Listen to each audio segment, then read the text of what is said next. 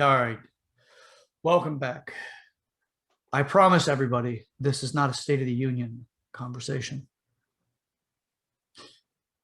I come before you today as a humble servant of information that you're likely not to get in one place elsewhere. And also, we're not driven for propaganda. We're actually just driven to try to open up a little bit more and get everybody to have a deeper insight over what's going on. With that, I am your host, Sir Chad Everbro Shears. And I am joined by the man, the myth, the legend, that dastardly good-looking guy that only Prince would sing about, Joshua, your patriot, Mike Kraken McClendon. With that, Joshua, we need to get into this, my man. So, welcome back for episode 24 of the show, and it is a Wednesday night, so let's have fun. Happy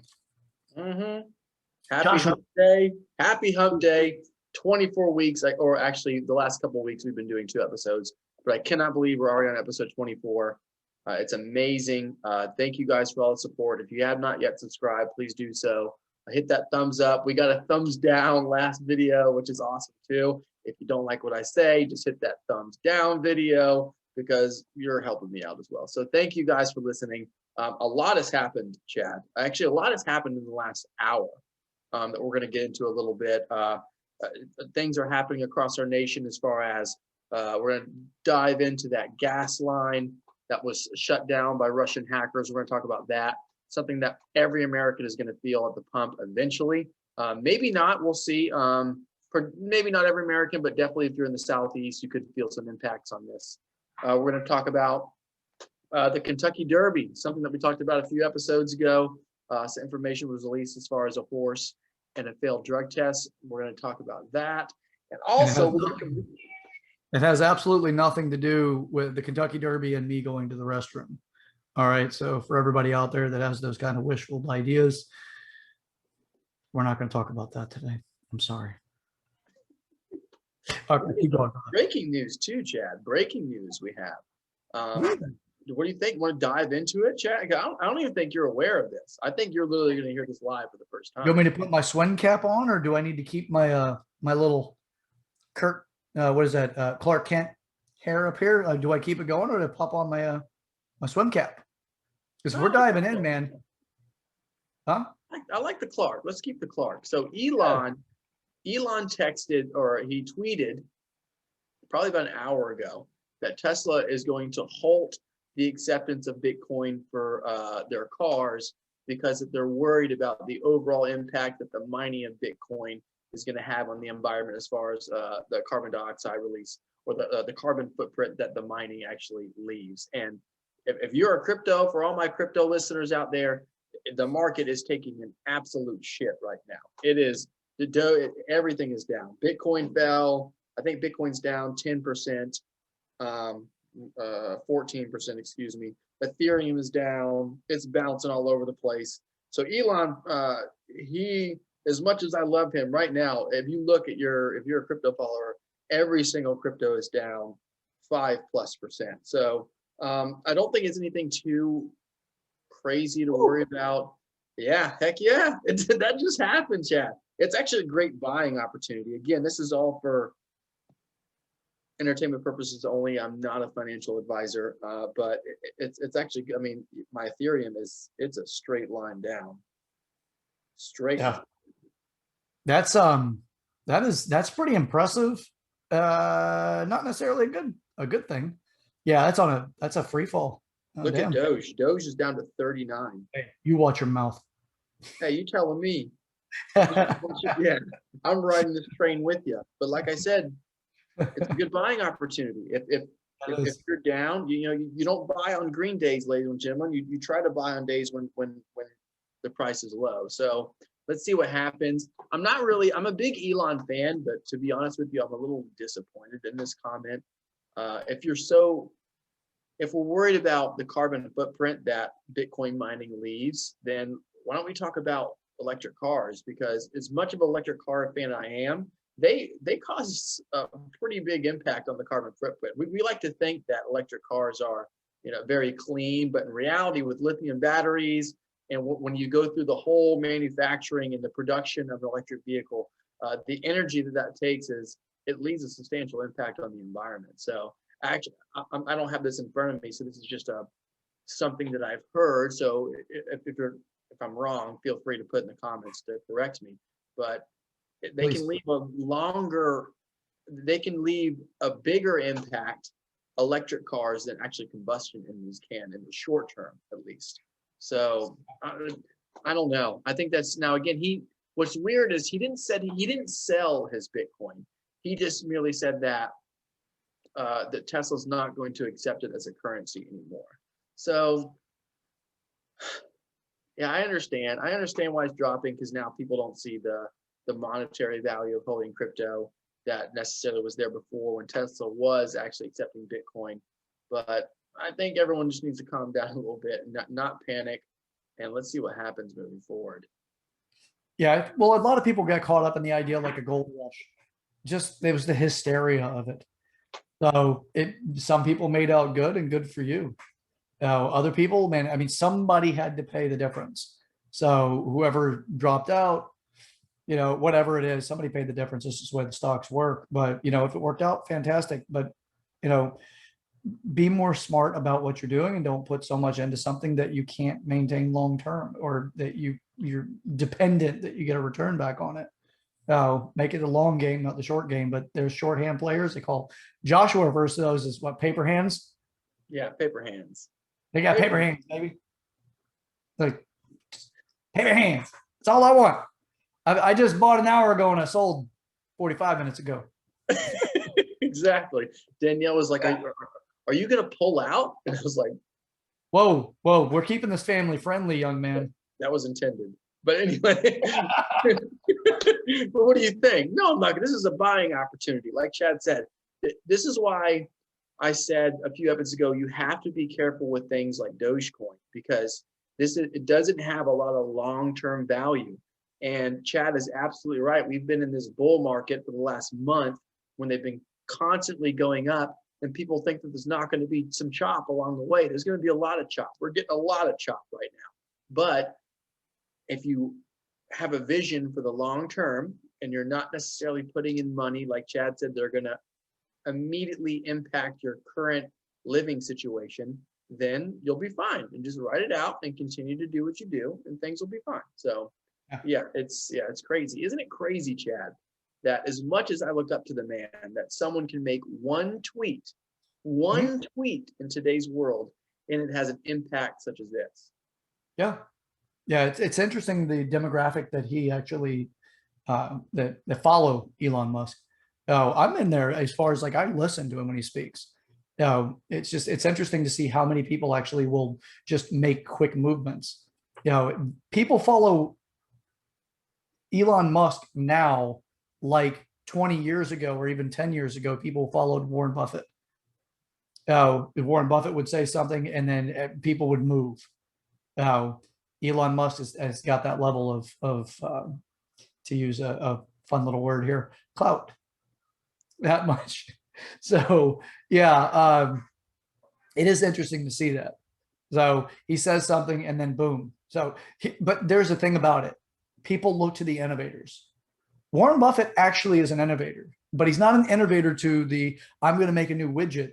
He's an innovator to a different way of thinking about investing. He produced a different method that actually became extremely successful for himself, and also for those closest to him. And that's why when he would speak, people would listen. Elon is the very same thing, except it's not a stock market thing. He plays in the stock market, but that's not his area of expertise. We're looking at him as the innovator.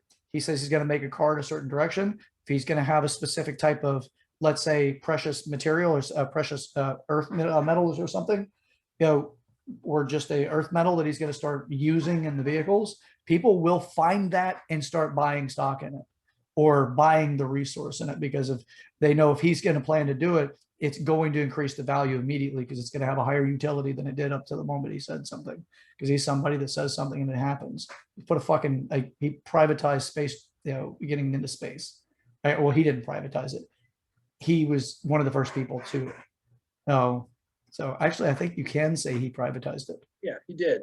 It's actually a beautiful documentary that Danielle and I were watching last night about SpaceX and how it started and how he really put all of his money. And he was like, I have enough money for 3 launches. If we don't succeed after 3 launches, this isn't going to work. And it was like hundreds of millions of dollars. So Here's the thing with him, though. If he lost it all, he would just make it again. I know.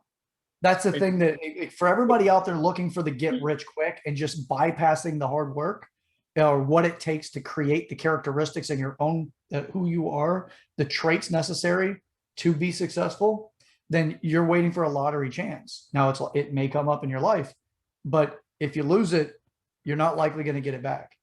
Elon is the kind of guy, and there's a lot of people like this. I know a lot of people in my life like this. If they lose everything tomorrow, they'll make it back. They know how. They'll reinvent themselves in another system, or whatever it is. So that's why if I were to give anybody anything, is like, don't look for the lottery chance and become the person necessary to be the best at that thing that you're trying to get to make a lot of money at or be influential in. So, all right, I'm digressing away from the crypto and the stocks here. So throw it back over there to Joshua. That's my 2 cents in the Chad corner. No, that was a beautiful way to articulate it, that everyone, especially now where we do have all this technology, that we're constantly looking for exterior sources to give us value or to give us what we're looking for in life, when in actuality, everything that you need to be or to build to be successful is within you. I mean, when you look around the room, look around your house right now, wherever you're listening from, if you're in your car, if you're at work, no matter where you are, look around at everything around you. Everything in that room someone thought of. Someone came from within and brought that idea to the world. So I loved that, Chad. But yeah, I mean, what do you think, Chad? Do you think there's a lot of paper hands right now? This is a lot of shaking of the trees. Yeah. Well, you can definitely see the people that are like, I'm pulling out so I can at least save what I've got. And then, if it completely tanks, I made something, versus the people that are going to hold on to it. Now, Coinbase just said we're having technical errors. Yeah, we made a big oopsie. Yeah. The paper hands, Chad. Jeez Louise. They've got like that next level freaking Bruce Lee paper hand action going on there. They broke Coinbase. Coinbase saying, sorry, we're having technical errors. Here I am trying to buy more. And people are. That may also be one of the reasons why they locked it down. That's true. That's true. Like, look at all this that people are going to rush to buy. Although, again, all right, so I'm in no way a financial investor. That is not my skill set. This is just something that I find entertaining and highly interesting for me. And, it's a little something involved in my own squares, but I'm very interested in educating myself in it, especially for future moves. So, and hopefully you guys are finding it as interesting as I do. That's part of the point of the show. Like, we purposely do not talk about our subjects other than we may say, hey, I'm going to talk about this, but without any detail. Like, yeah, I'm going to talk about, Biden in the pipeline, as an example. I'm not going to tell, Joshua anything else. It's just that. And then when we talk about it, you get a very genuine reaction out of us. So we intentionally do that on the show for that reason. So with that being said, that's me. I don't know much. I know very little about investing. There's people in your life, I promise you know more. I'm more of somebody who's very tactile. So that's an area of expertise for me, if you will, or an area of proficiency. So Clark Kent over here. Yeah. There you go. I like it. Before we move on, before we get to the next topic, so I want to address 2 things. One, so Chad informed me, I can't believe I'm a millennial. I really was born in the wrong time.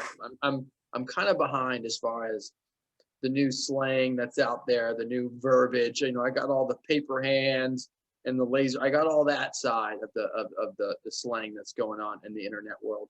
But Chad informed me that I was using the word clout incorrectly. When I hear clout, I always thought clout was like a negative term. And Chad informed me that it's a positive term. It means that you're, I guess, bringing attention to yourself, right, Chad? Yeah, it's more of a positive influencer. Okay. Like you have value, like you have reputation or rapport. It's more that direction. It's not a negative. But yeah, it's It's true. And this is something that I have had myself, and Joshua has joined in this as well. At a young age, in my teens, actually, a good friend of mine, well, he's actually a very good friend of mine, Chris, had told me that I needed to get a dictionary or a thesaurus because I used the same words repetitiously and it made me sound dumb. And that stung and it stuck. So as I would start reading things or be in conversations with people or whatever, find anything that I did not know the definition to, or know the definition clearly to that particular word or choice of words, I would make a note to go back and actually do research it to find out. So over the years, it has definitely opened up my vocabulary a bit. I'm not by any means the most articulate person in the world by nothing like that. I may have been told that, but I'm not at all. And don't give me that credit. And my friend Terrence, on the other hand, that man, I swear Webster Dictionary refers to him to give them definitions because that man is so incredibly articulate. So all right, with all that being said, Josh was bringing that up because we have an agreement that we're going to practice this together. If you look at my Evernotes, which is an app that I use for keeping things and referring back quickly to things, I have an unbelievable amount of definitions in there for specific words. Then I work those words into my daily usage. So with that, it's just working it into our language. So that being said, Joshua's playing around with me with this as well. And so if you do catch something like that, put it in the comment section. Chad, you misused that word, or try this one because this one is actually more effective in conveying your position, whatever it may be. By all means, it's I'm not looking for the grammar Nazis to jump in there, but at the same time, we're all in this together, and it's nice to actually develop together at the same time as well. So that being said, Joshua is a millennial. I am a Gen X. I still love this guy like he's a little brother. Mm-hmm. Second thing, Chad, I grew my beard out for you. So this, ladies and gentlemen, this is what it looks like. So this is if you want to see it, you're going to have to go to YouTube for that because Papa Bear ain't turning that camera. This is all I got. Nothing. And hey, there's something there. I can see it. Very little. It's almost not even being there. It looks like if you grab a napkin, just swipe it off. So Coinbase is crashing apparently. That's a joke. Coinbase is crashing, Chad, apparently. So I guess a lot of people are pissed. They're selling, they're buying, something's going on. People don't like to lose money. People don't like to spend money. It's actually one of maybe my biggest positive / biggest negative about my personality is that I'm very monetary. And I like to have a view on all that is finance that involves my life. Every transaction I make has conscious self-talk that goes through before I make any purchase, even the most meaningless purchases on earth. Now, if you guys are like me and you like to save money, and this is something that you consciously think about all the time, then at the gas pump in the not so distant future, we could all be feeling that increase in price. So the Colonial Pipeline that we have that feeds most, if not all, of the Southeast United States with gasoline and oil was attacked by Russian hackers. It was attacked by a group called the Dark Side. I guess this is a Russian cyber gang that hacks, various entities, whatever they may be. And I guess they chose to hack our gas line. I mean, it just tells you now with the power of the internet, and honestly, the gas line, like that was really your goal. Actually, I read that their goal was not to do what they did. So the pipeline is shut down for quite some time. As we were talking, I saw an update on my phone. So they may have activated again, but I can't say that without certain. But I did see that as of 6:45 p.m. Eastern Standard Time, it was supposedly reactivated to full service. Okay. Now, here's my question for you, Joshua, and this is just my question to find out. Who gave the information that this was specifically this organization and that it is Russian? Who's the source that made that statement? My is original like, point they found. yeah, is here's the reason why I am skeptical of what I hear when it comes to mainstream media. And if that's a source from mainstream media, um, especially the big ones, right? Even Fox, I'm not even like whatever with them too. Um, but I just, if I hear it from them, doesn't mean that I'm going to believe it. I do want to find out how to research it so that we can say, hey, this is from this particular group. So is it China? Is it Russia? Is it somebody else? Was it like the Odessa water treatment plant that got hacked, where the person almost sent a lethal dose of chemical into the water lines that could have ended up causing a lot of harm to the people that would consume it, or anything that consumed it. That actually turns out the kid was in Tampa that did it. So, Really? yeah. Which, if you guys aren't familiar with that, there was about 2 months ago, the Odessa, Florida water treatment plant was hacked, and they opened up. So there's, when you're dealing with municipalities and the water sources that we have in the local areas, when you're not on a well, but you have the city treating it, they use specific chemicals to treat it so they can kill off, water pathogens that could cause us problems, and to clean the water so that we can consume it. The person had opened up one of the valves to the point that it would have at so much of the chemicals into the water that it would have been in such a potent level, it would have caused a lot of harm to people and possibly, killed them. And it turns out that person was some younger guy in Tampa. So Odessa is next. It's in the Tampa Bay area.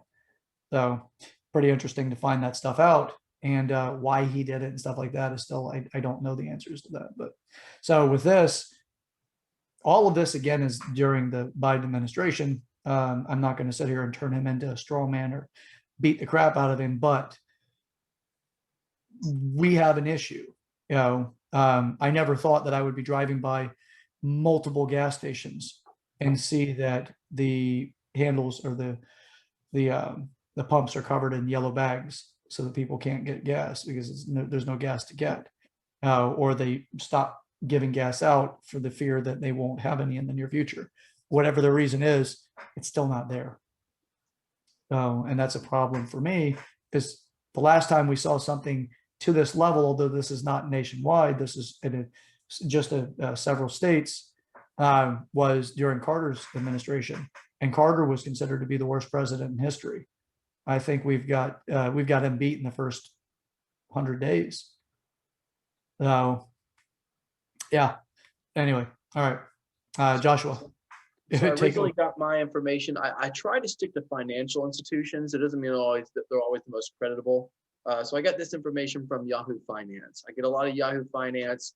I like Bloomberg a lot, even though Bloomberg it's more, it's more blue than it is anything else. But I try to get most of my information from non-major media, even though I would really consider Yahoo Finance a major media company.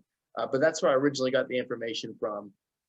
So I guess that the fact that the pipelines are back on now, maybe we won't see such a gigantic increase in gas prices as we thought we would. But it's going to be interesting to see moving forward, because we live in a world, especially economically now, where there's a ripple effect. At the beginning of the show, we talked about one tweet being sent out, and here I am trying to check my Coinbase account. I got all kinds of people text me right now saying, hey, I can't log in. What's going on? What is this? So one little ripple effect is causing all this mayhem in the financial world. So I'm interested to see, as far as the few days of shutdown of production of this pipeline, what is that going to cause to distribution of gasoline throughout the Southeast United States? And how big is that little ripple in our cog, in our system, going to impact people at the pump as far as gas prices go? We were down in Pinellas Park not too long ago, and there was someone already posting $3 a gallon. So I don't know if that's price gouging, is that distribution? It was just one example that I saw and that we interacted with. So I really can't speculate too much on that that specific circumstance. But as far as distribution goes, we could see, I'm sure, some kind of impact. Yeah. Well, I would say this: whenever it comes to, there are specific legal criteria when it comes to when somebody's price gouging or not. and it will be based off of what the current market price value is, not what you have available. So if they raise the rate to a specific degree, they have a margin they can adjust to. If they go above that particular margin, then they will be, if they're guilty, if they're found guilty of price gouging, there's major fines for that. So yeah, and if they do, if you find a gas station that is price gouging, that's a shitty thing to do to people. Just report them to your state officials, or your county officials, and they'll take care of it. So if you do see something that's really crazy, like right now, if one of the gas stations were to raise it to $5 a gallon, by all means, get in touch with, as that's a very significant raise. But even if it's outside of the actual permissible range, look into that. So, because they're just going to take advantage of whoever's desperate. All right. I'm glad you said that, Chad, because I think not just the fact that we had this pipeline shut down, possibility of gas prices increasing is an issue, but how the media handled this situation. And maybe it didn't impact where Chad and I live right now yet, but where my mom lives in Georgia, there were people at the gas stations filling up containers of gas, putting into their car, hoarding, gas stations running out of gas. So the media's, and not just main media as far as with political stuff. I mean, the Weather Channel does this shit all the time. The media's need to jump on chaos and to create some kind of panic in the population. Panic sells, baby. Gosh, it's insane. It's Panic literally sells. there's people out there acting like things that are the sky's falling and there's no lines anywhere. But if someone sees that, hey, gas prices could go up a lot, and there's no telling how high they could go up, and the pipeline shut down, there's going to be people running to the gas stations, buying all the gas. We saw it with toilet paper mania during COVID. People going buying up all the damn toilet paper. We got to put a muzzle on these freaking people. We really do. Well, here's something I'm going to throw out there. I've had friends, and they're recovering now, that were anarchists. Here's something that, so a libertarian that's absolutely out of control on steroids, if you will, they could fall into the anarchy category, and then the far left, so the far right and the far left can both do that. So put it this way, you have people that whenever they find that there's a respiratory illness that may have symptoms of having digestive distress, that may end up giving you the old poops, and you need a little extra butt wipes. You see people panic buying. What the hell do people think is going to happen if a real catastrophe happens? You got jackasses right now filling bags with gasoline. Here's a little note, by the way, for everybody who's watching somebody fill a bag with gasoline, the majority of the bags that are out there will dissolve. So when you see them tie it off and put it into their car, there's a pretty good chance that's going to dissolve in their car and just ruin their interior. So because like gas plastic is a petroleum product and gasoline will dissolve over time. So you have, I've seen people using the big containers, the metal grated surrounding containers, things like that, that are that use for like pressure washing and stuff like that, or just chemical storage, filling those with gas. I understand the desire for self-preservation. I also understand whenever somebody is selfish, and would that person be there for you? Imagine, like as stupid and silly as this is, there's a zombie apocalypse, right? And we've all watched those zombie movies and kind of projected how we would behave or the TV series or whatever, how we would behave in the event we had something like that. And we all like to think that we would do something that would be a little bit more humanitarian. And then we find the villains being the guy with the baseball bat crushing skulls, or, the guy that, is running experiments out of a building inside of a town or something like that. And we're all like, I'd never be that kind of person. there's a good chance the people that are not necessarily watching this, because you guys are probably above average intelligence and also have more deeper insight. There's a pretty good chance people that are very close to you would be the person that you would want to try to get the hell away from in the event that society did not have the structures and restraints and the damn it. There's another one. I got to go to Evernote because I bring it up in this episode and I run out of the terms that I want. But the behavior expectations that society has set, once they've dissolved, what do you think is going to happen? What's the likelihood that person is going to be the person you know right now? So I say all of that because we got the possible bum issues from COVID, and then we have the potential that we may have a gas shortage for a bit of time, and you got people pulling up buying $2,000 worth of gasoline, which is, I would assume that's what that big container would have cost that guy. You can see that people are selfish jackasses. Look, preservation is one thing, but if you're going to wait till the last second and then go off and put it all on a credit card, I hope you got a 29% APR on that thing. Just screw you for screwing everybody else over. If you want to be a prepper, go freaking prep, but don't wait till the last minute when other people just want to do nothing more than fill their own damn gas tank. So here's something I did not think that I would see in my lifetime. I drove by every gas station that I passed on my way from my job, my day job, to my home, which is a 50-minute drive without traffic.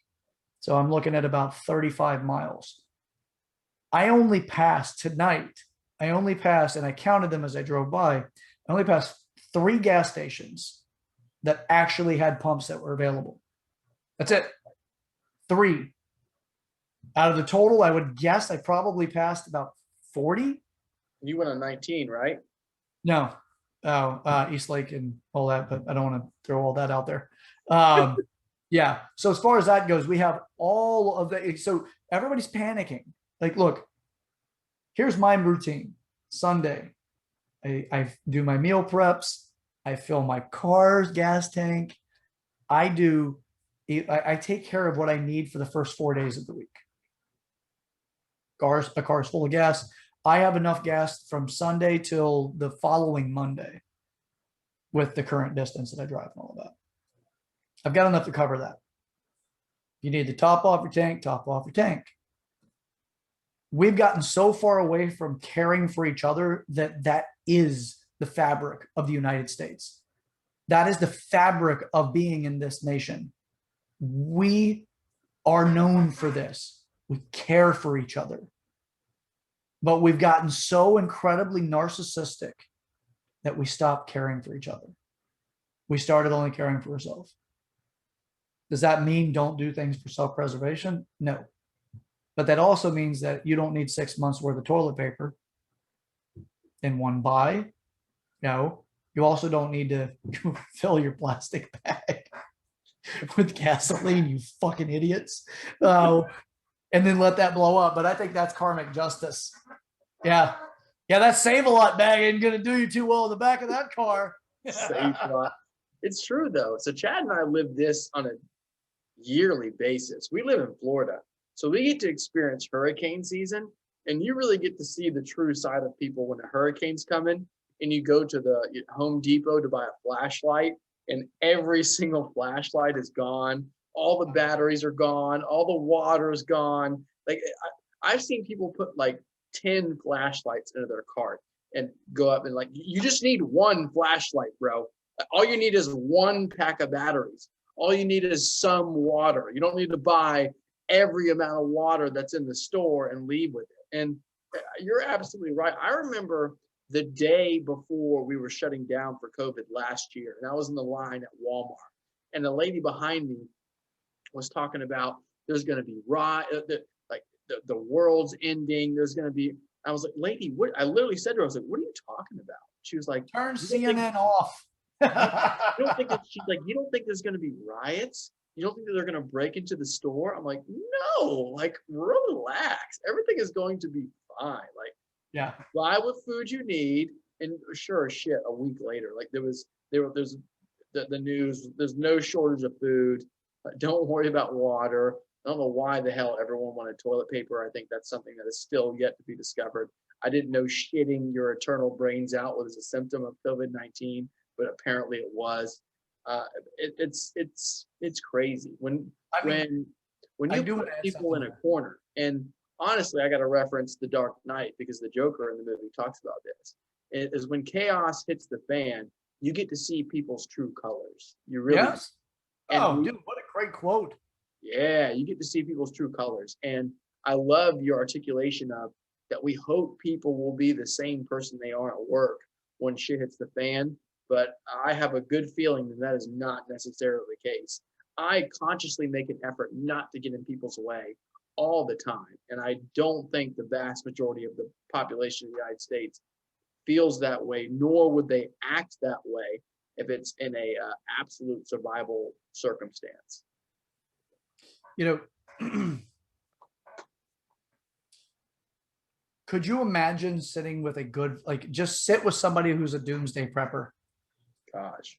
And like at this moment, they would probably sit back and ridicule the hell out of these amateur doomsday preppers because they don't do shit all the damn time until something is like, until the news station tells them, Chicken Little, it's time. Put your little tennis shoes on. You know, Put your little tennis shoes on. let's go save your life. It's time. CNN, you know, you need to get plywood too. Oh, you rent an apartment? It's okay. Get plywood. Get it. Bring it in your house. Bring it in your apartment. You know, go buy some shit. Get my stuff. Oh, it's so true. My dad emailed the Weather Channel about their handling of I don't know if it was what storm it was. I think it was Irma. He emailed them and was like, "You guys blow this. Like, you do not handle this situation very well." I mean, like, it was like 4 weeks until Irma was going to land. There was already Weather Channel people at like Clearwater Beach prepping people for this insanity. Now, I get that no one knows what's going to happen with the hurricane, and they're trying to be prepared more than not. But still, I mean, God, pump the brakes, people. I mean, I know that's how you make your money by people clicking on these chaos ads, but let's make sure we actually know what's going on before we start telling people to go buy gas. And you know, it's yeah. I mean, it's why we are where we are. This has been like literally a continuation of not just the news media, but our entire ecosystem that is our country, politics, sports athlete. We're just pumping all this mayhem that really no one knows what the hell they're talking about. COVID, it's insane, and we have to take the power back from these people who have the literal. I don't want to use the word power again. I need to get that Webster dictionary out. But that power to manipulate how average people live their lives at a drop of a hat, and without really giving or citing sources to how they came to this information. We give these talking heads on the television, Fox, CNN, you name it, just the absolute, you know, the hierarchy to dictate how we live our lives without any repercussions if they're wrong. For example, the Weather Channel. And Yeah. it's got to stop. I'm going to add something to that. You ready? So, yeah. All right. For y'all mofos in the Facebook world, I'm going to play this little video for you. Now, this has to do with how accurate the Weather Channel is, and actually the news as a whole. So pay attention to the actual station reporting it and know that this absolutely was set up. So with that, I'm going to go ahead and draw this over here. Okay. Can y'all see that? Nope, never mind. You know, I'm looking at my halo light. There you go. All right. Nope. Shit's falling over. Get out a hand over here. All right, this is what happens whenever your tech guy is actually old and a Generation X and not trained properly. All right, here you go. All right, Josh. Sucking. Severe flooding here in the Northeast as more rain continues to fall today. NBC's Michelle Kaczynski, I guess. Look at this. Is in Wayne, New Jersey this morning. Michelle, good morning. Okay. So as you can see, this woman, this reporter, I just assumed her gender. Son of a bitch. I'm going to get so like lynched. Okay. So here she is. She's in a canoe. She's paddling along, right? What does that make you think? That's some serious water, right? Can I tell you what I thought, Chad? The moment that lady took the paddle out of the water, turned to him and said, "Oh, hey guys," I'm like, that's staged. Right. The moment she said it. I'm with you. I'm with you. But it's also about the details, right? But not everybody looks for the details. They look for just the substance. So, or the subject that they're being told to look at. All right, here you go. Ready? To you. Good morning. Well, obviously we're getting a nice break from the rain, but not the flooding. This is look at that. It's not even fucking ankle deep. It rushed in yesterday through the street. She's paddling right along. Look, she can't even get the oar in. It's much deeper back there because this She can't even get the oar in. A severe drop off there. Listen to him. They try to like, oh, there's a severe drop off there. It's called, no, you got caught staging something, which is what the media is well known for, thanks to Project Veritas, bringing it out to the public so that they can see. And if you don't know who Project Veritas is, or you have not actually looked into them, by all means, take your happy ass over to YouTube and look up Project Veritas. You're going to find out some very interesting things about what's behind the curtain and old the Wizard of Oz, and to find out exactly more of who the wizards are that's pulling all this bullshit over your eyes. Like this one. Oh, there's a drop off. That's called damage control. So, all right. You back, big dog. Oh, the world can see. Oh, shit. I can't have them see the fact that you got that facial hair going on. They need to go to YouTube and subscribe to Waking the People. I gotta see it. It's ridiculous, Chad. It's an absolute travesty. That, and I'm sure they were so pissed that those people walked through the moment they were filming. They're like, damn it. But yeah, that's the equivalent of the grabber by the guy. Oh, you're live? Yeah, I was over here, and you know, I saw everything that happened, and you know, I was really shocked at everything that happened. And grabber by the if you don't know the grabber by the guy, look him up too. He's funny as hell. Oh, all right. Sorry, I'm getting a little excited over here. No, it's good stuff. It makes sense. So there's all kinds of controversies that we live in, especially when it comes to the media. So many controversies that spark up, especially in the sports world as well. So we had another controversy that we talked about in the show a couple weeks ago that involved the Kentucky Derby. So I'm a big racing fan.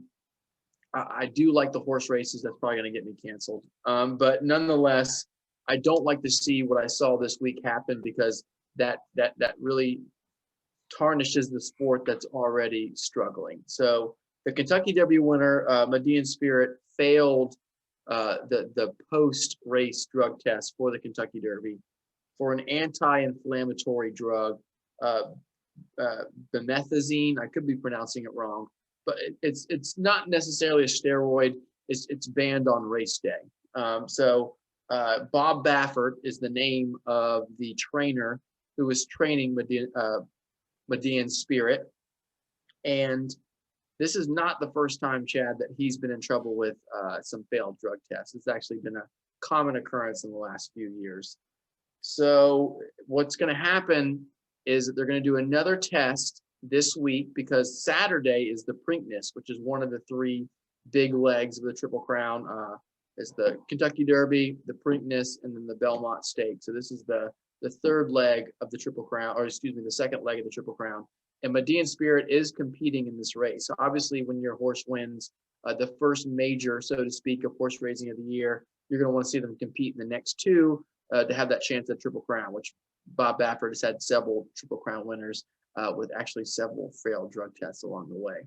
So if Median Spirit fails this second drug test, Chad, then he will be stripped of the Kentucky Derby title that he won this year. And I don't think he'll be able to compete in the rest of the races for the year as well. So this is big stuff. And what's even crazier is all the bets that were made on Median Spirit to win, they're going to remain. A lot of it's cash, it's at the track. So imagine trying to tell these people, hey, if you bet on this horse, bring your money back. It's not going to happen. But I do feel bad for the horse that finished second, because I know people who bet on that horse to win. So actually, technically, that would be a win in that bet. But nonetheless, it's already a sport that's really struggling with viewership. It's, we got PETA and all the, these animal organizations that do not back it. So I hate to see this, because it is going to tarnish the sport moving forward, and it's going to hurt viewership. It's going to hurt television and big platforms showing the races, CNBC. So it's going to be interesting to see moving forward, Chad, what this has on horse racing as a whole, not just with this individual Kentucky Derby race. Yeah, I was talking to somebody also recently about drug use in the Major League Baseball. And who do you care as much about somebody who can hit, let's say, 500 home runs in a season versus somebody who the first person 500 home runs, natural, no drugs, completely passes the test. Then you find out somebody hit 800 home runs, but that person has been found out that they were using sport or performance enhancement drugs. Which one do you give more credit to? The higher number of 800 or the lower number of 500 without the drugs? What really is unfortunate. So like, this is not a performance enhancement in the direct sense of like, testosterone producing something like that. This means that the joints have a better ability to move because there's less inflammation in the body. By the way, the body produces inflammation as a healing mechanism, but it's a stage of healing. With this person jockeying the horse and or the person that's a caretaker of the horse has reduced the body's ability to heal itself in order to increase the performance. Long term, that horse will not make it. Here's the other thing. What happens to a racehorse when they're done? Does anybody know? I know some of them get sold off to stud because if they're male. What happens? What happens to your racehorse whenever it's over? Well, I know, like with American Pharaoh. So with American Pharaoh, Chad, which was it's one of the major. I mean, he won the Kentucky Derby. He won the Triple Crown. So did Justify. Now, what they predominantly do is they produce babies, like you said, and they make a pretty penny. It's like, I think for American Pharaoh, it's in the hundreds of thousands of dollars, the down payment just to receive one of its babies. Because that's also a winning horse. What about for all the other horses that they're so desperate to try to get to win that don't win? Second place. What do you go to, like, save a lot to get a horse to stud out, or do you want to get the premier horse, the one that's actually going to likely produce offspring that can perform as well? So what I'm pointing at is not so much that as it is about the indirect cruelty. I mean, you can say it's a direct level of cruelty, but the indirect value is that horse is being robbed of an ability to heal itself, because that inflammatory or non-inflammatory or anti-inflammatory, is reducing its ability to heal itself. It's intended to slow the horse down so that it can start the healing process, and they're stopping it. So that's where I go with it, because I'm not a big gambler. I do actually really appreciate and I enjoy horses, although here's something for everybody. And I don't know if you know this either, Joshua. I actually do. I appreciate them and I give them an utmost respect. This is something that happened to me whenever I was 19 years old. And it was a girl that I was dating at the time, which happens to be the sister of one of my best friends. They lived on a horse ranch. one of their studs got out and was running around and going over to try to do a dominance display against the dominant female. And I went over to grab him, and she came over. She grabbed him by, his harness and starts to lead him away and says at the very last second, watch out, because of the way that she turned him to walk him away, immediately, like the horse's back end, the horse's arse moved around and he kicked out. And at the moment he kicked out, I was standing there like, 19-year-old bronze driven guy, I was like, I lift heavy weights or, whatever. I was just like standing there behind it. That actually was just a silly ass little attempt at humor. But so I'm standing there behind the horse, and I'm not directly intentionally standing behind the horse, by the way, is she turned him to lead him away. And I was just standing there to see how else I could help. And as they started to walk away, the horse kicked out, and he was an Arabian horse. So he was a good sized horse. I believe he was at 14 and a half or 15 hands, something like that, which is a pretty good sized horse. Kicked out. I had my hands down, and he clipped my center knuckle. So on my fist, there's my pinky knuckle. That's the knuckle he hit. That's my middle finger knuckle. All right. And there's my index. So if you can see the difference in that. So I love, care for, and highly freaking respect horses. But you never noticed that about my hands, did you? Yeah. It doesn't reduce function in any way, but it did. It broke the bone and then shoved it down, and then it healed itself right here where it kind of overlapped. So yeah. Yeah. So with that, Joshua, are you holding your chest, catching your breath over it? If he would have kicked you in the face, you probably would have died. Oh, yeah, that horse could have killed me had he actually hit me in the head. Fortunately, but he kicked low because my hand was down. So he kicked closer to my hip than he did my head. But still, point being, just be respectful and responsible. So as far as all that's concerned, all right, look, it's enough of that. Here's the point. There are these people that are doing everything they can to win. Be careful with anyone that'll do everything they can to win.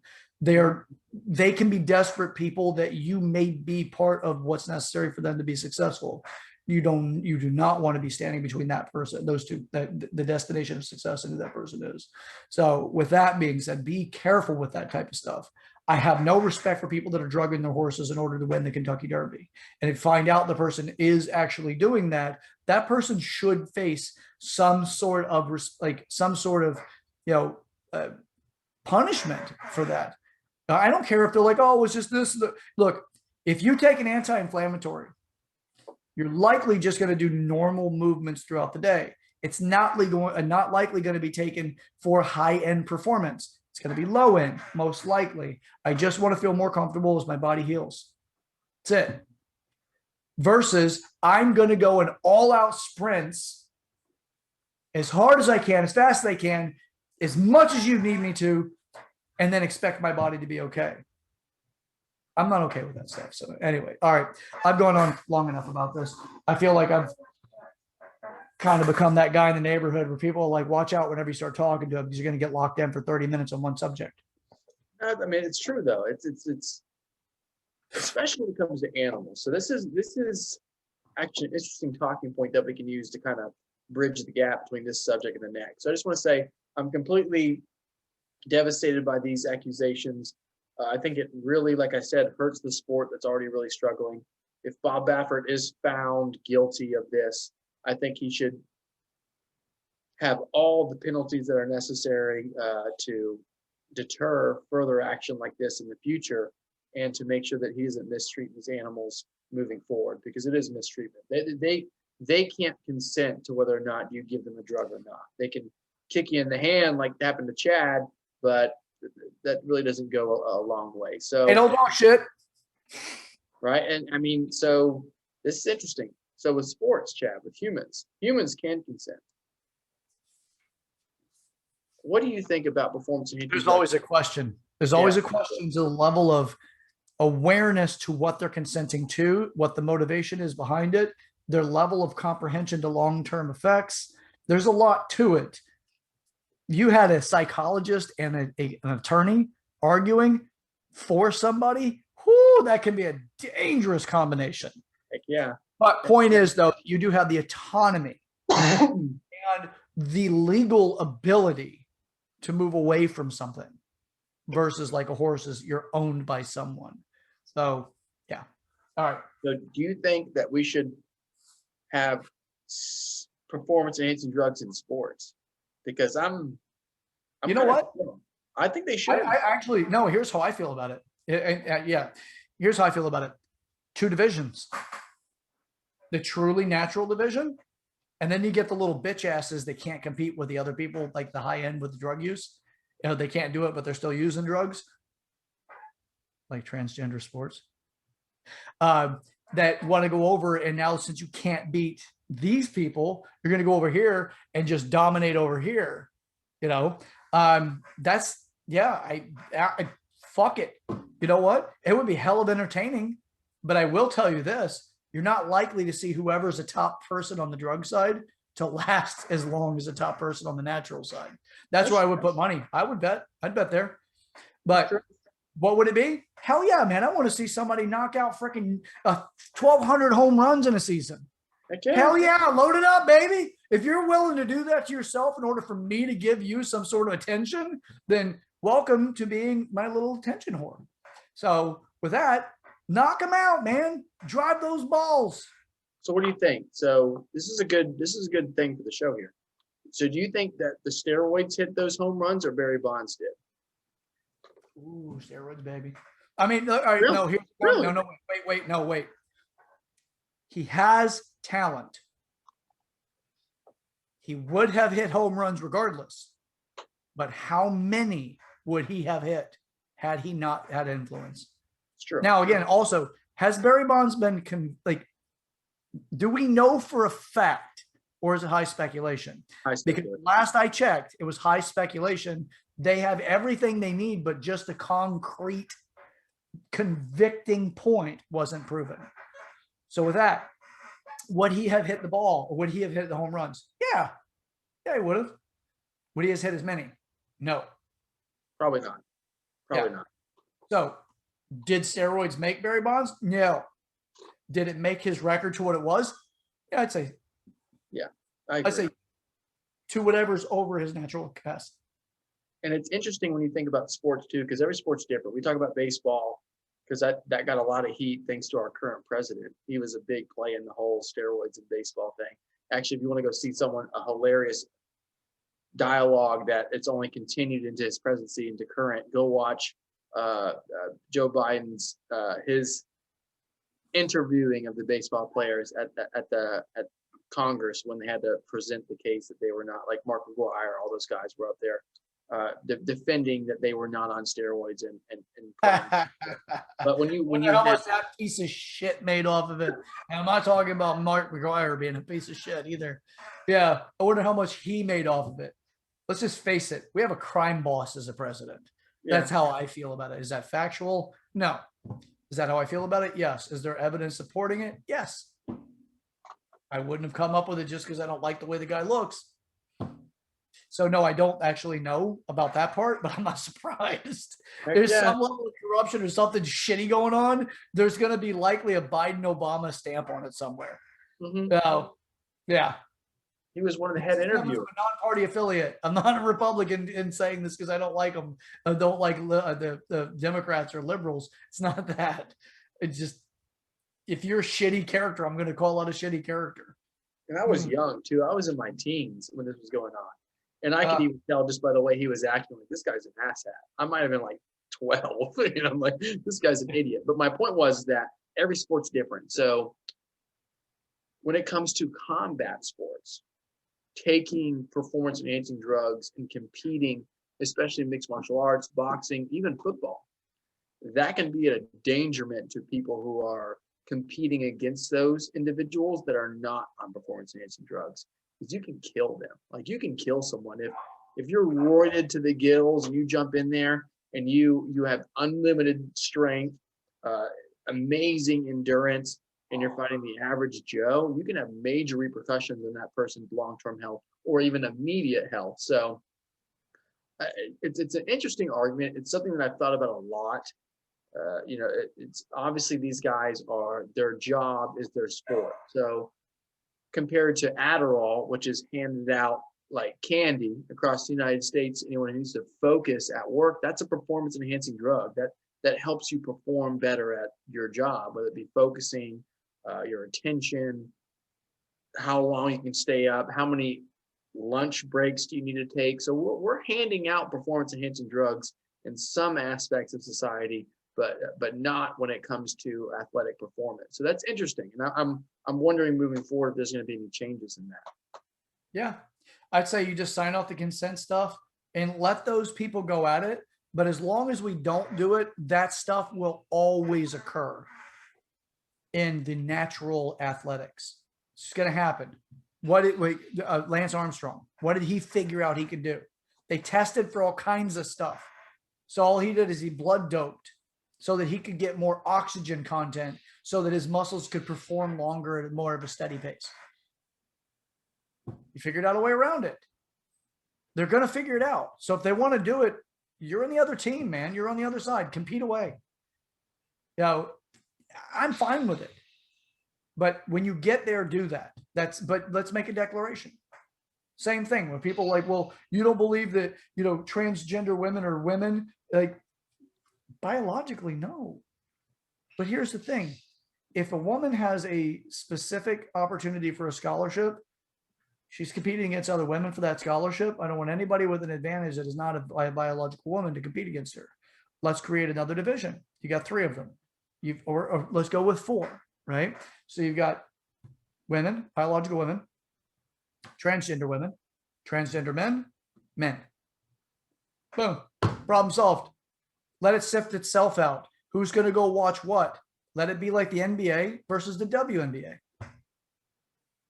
By the way, here's something that we mentioned before. I'll mention it again because why the fuck not? All right. The NBA cannot play in the WNBA, but the WNBA can play in the NBA. Let that sink in for a second. The women's basketball league can play in the men's league, but the men cannot play in the women's league. But everybody's like, inequality, inequality, inequality. Take your happy ass up to tryouts and get on. People like watching what they like to watch. You can make it in that league. Fantastic. Good for you. Not, you have a league made for you. Go to whatever league works. All right. But I don't want to have somebody that has a physical ability that's that much more than that of somebody else. And then all of a sudden they're allowed to go over there. So I use the transgender thing as the drug option, right? So now you have people that are non-altered by chemical influence that is not self-created, which is genetic abilities, things like that. Then you have somebody who takes drugs. I've worked in the fitness industry for a while. You see somebody of a certain size, you see a moving weight, whatever, and then you find out in a confession that they use performance enhancement. Immediately, my value for their abilities goes down. The weight is still impressive, absolutely impressive. But how they got there was not a genetic ability. That was part of what they did. So how they got there, but it's not the whole. So that's how I feel about it. You know what? Create the different options and then let's go with it, man. If we can get somebody so freaking, somebody's willing to take themselves to the point that they can do 15 times more than their natural league, hey, maybe we'll tune in. But as long as they're mixing in because they say, hey, let's not make that other league. Yeah, we're probably going to continue to have these issues. And then we're going to find out, we'll have this person that stands out. We're all going to think this person is just an absolute, just a savant, or they're unbelievably good at what they do. They're awesome. They're amazing. They're genetically gifted, whatever it is, their talent, they're Michael Jordan, where they practice even whenever they're vomiting, all of this stuff. And then we end up with, oh, they were on drugs all the time. Well, they still did a good job, but No, let's just start it right from the beginning. Let him have it. So, all right. That's it. I know I've went on for a bit. Little Chad tirade. I like it. It's true. I love the Michael Jordan comparison too, because to have true greatness and to have a shadow casted over your career based on taking performance-enhancing drugs, it really does have a big impact on that person's legacy moving forward. And I'm sure it has a big impact on how they view themselves and how they categorize their achievements based on what they did to get there. And that's something that person is going to take to their grave. So, you know, it's unfortunate we see things like this happen, not only in the human side of competition, but now we're seeing it in the animal side of competition. Again, like Chad and I said, taking away that consent from the animal and just giving them what you think is necessary for them. I hate to see it. So I hope there's repercussions. I hope that this does not continue moving forward, but it probably will. It's sad to see. Yep. Well, I don't have anything else to say about that. Moving on.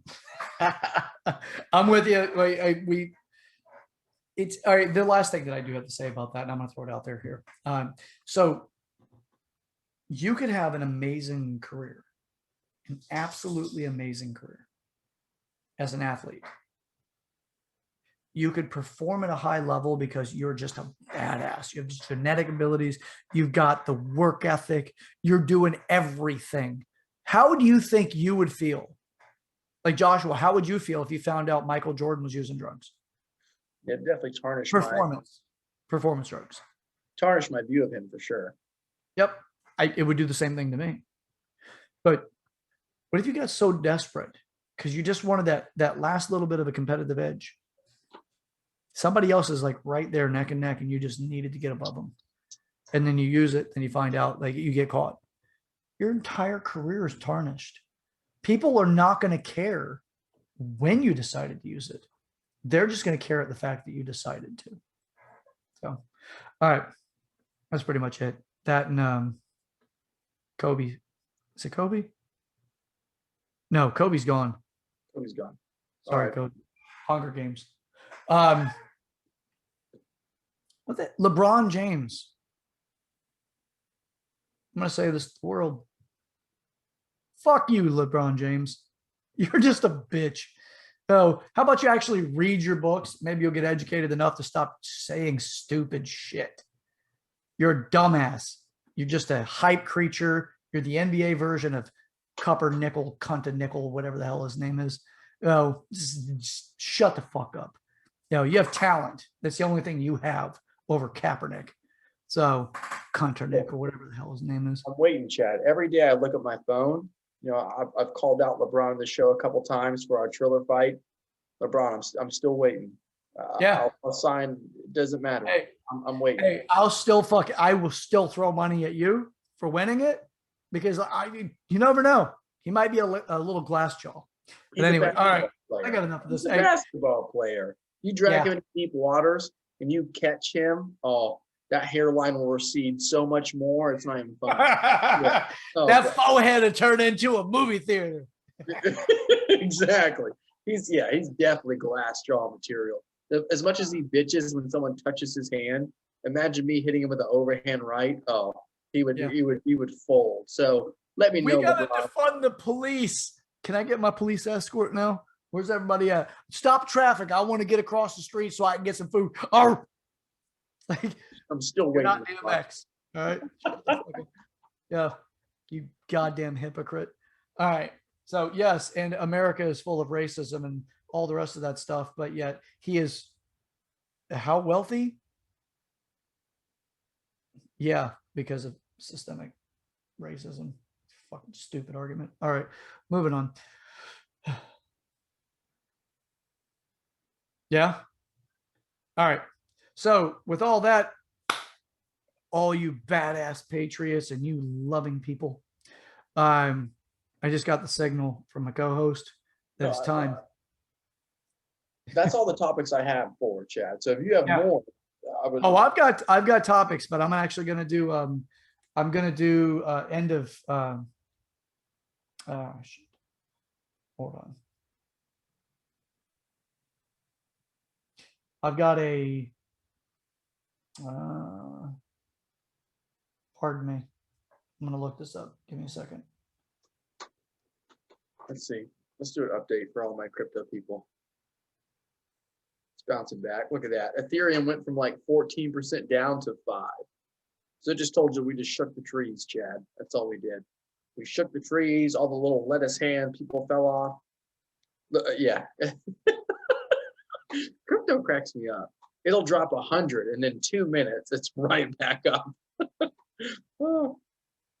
Unlike the stock market, because it's manipulated by hedge funds and the elite and all the good things that come along with investing. Actually, it bumped up a little bit too. There you go. Well, tell us about it, my man. I'll tell you about it. So Tesla stock dropped big time as well with this announcement, but the stock market is really, really going down. It's actually, so the Dow was down 1.98%. The SPF 500 was down. The S&P 500, excuse me, was down 2.14%. And the NASDAQ is down 2.76%. That's actually not too bad. I expected the NASDAQ to be down a lot more than that. The NASDAQ is more for growth companies, more high speculation, high risk.